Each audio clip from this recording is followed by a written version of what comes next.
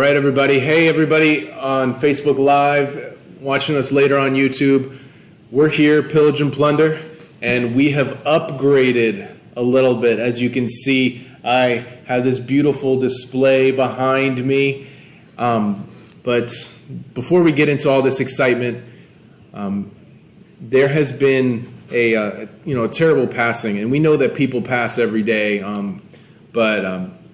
We know that Chadwick Boseman, he passed away not too long ago, and here we like to talk about Heroclix, and we like to talk about figures, and we don't really hit a lot of these serious notes, but I know that Chadwick has done like a lot of different films, and he has been a part of some great stuff, but I want to honor him as Black Panther because he really brought this character to life. So before we get into our unboxing like usual, I want to talk about this piece right here, the Black Panther.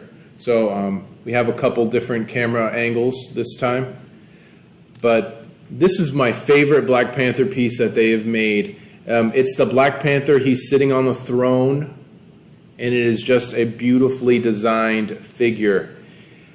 And I'm going to talk about the card and talk about some of its powers and what it brings to the Heroclix game.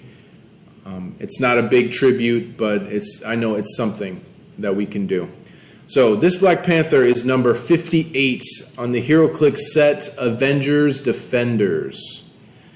He has the Illuminati and Wakanda and ruler keyword. He has one trait. It's called highest authority in the land. And absolutely, Black Panther is. Friendly characters with the Wakanda keyword modify their attack values by +1. So if you have a Wakanda theme team, this guy will boost all of your Wakanda buddies, all their attack +1. And let me tell you, in Heroclix, every boost counts. So that is amazing. And it also affects himself, even though it doesn't say that, because characters are friendly to themselves. So he gets a +1 to his attack at all times. Now he has a special damage power, and I love this effect. I don't think they've done this effect as good as they've done it for him.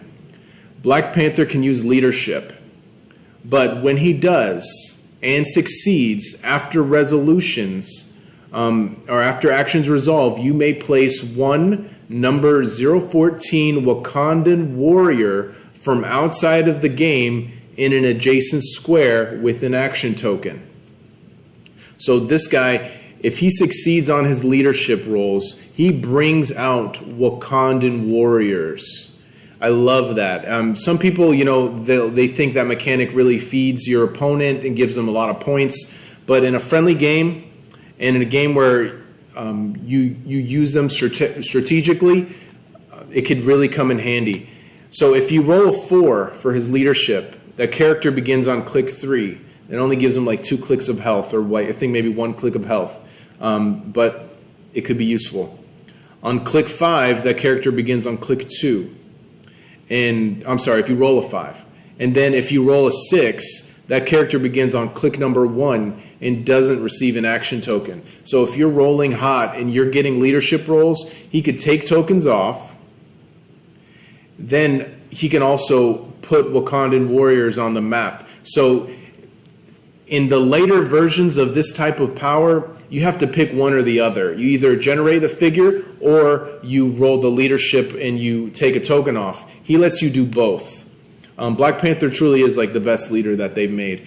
Now this Black Panther only has 5 clicks, but he's not your warrior. He's not the one going in the front line with the Avengers. He doesn't even have the Avengers keyword. This is your ruler of Wakanda, Black Panther. And if you really want to simulate that ruler of the ruler of Wakanda, that Black Panther, you're going to want to acquire this figure somehow. It's fantastic.